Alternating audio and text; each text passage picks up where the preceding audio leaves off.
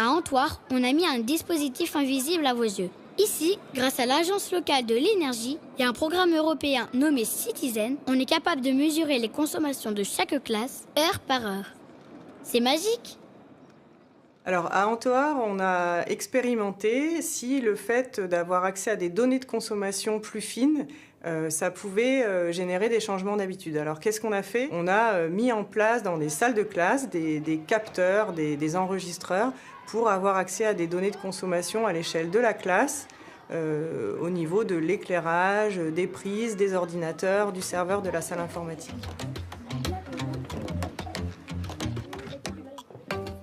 Alors, comment ça va se passer ce matin? Vous savez que la classe a été équipée et on a mesuré donc l'électricité, la consommation d'électricité, et on m'a donné des graphiques où il y a la consommation sur plusieurs journées.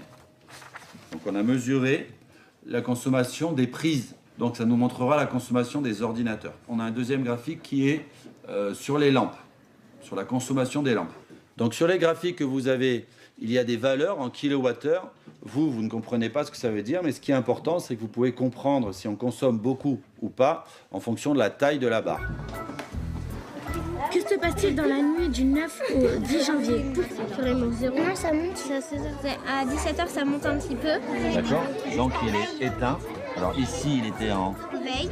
Et ici, Il est éteint sans le bouton rouge. sans le bouton rouge. Et quand est-ce que je l'ai eu, le bouton rouge, alors? Anna? Nous, déjà, on a moins consommé avec les petites barres de l'énergie parce qu'on a dit que l'ordinateur, on l'avait mis en veille. C'est ça. Donc même quand il est éteint, il continue de consommer. Pourquoi, Farah? Parce qu'on n'avait pas encore l'interrupteur, du coup, ça continuait à consommer. Exact. Donc quand est-ce que j'ai installé la multiprise? Nathan? Le 9 janvier. Comme ça, on a pu l'éteindre complètement et il ne consomme plus.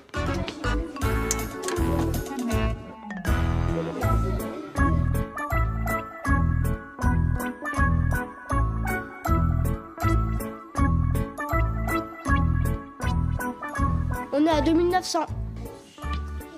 Donc qu'est-ce qu'on doit faire, Yanis? On doit ouvrir les fenêtres pour que le CO2 il s'échappe. C'est la récréation, vous ouvrez les fenêtres et on sort.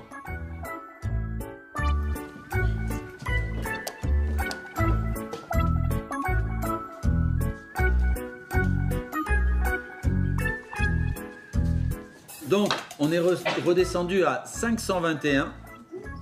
Oui. Le problème, c'est quoi, Anna? C'est qu'on a froid. Va falloir mettre le chauffage et le chauffage, ça utilise de l'énergie. Donc, la solution, c'est de trouver un bon compromis entre la consommation d'énergie et puis nos besoins de ne pas avoir froid, par exemple, ou d'être éclairé.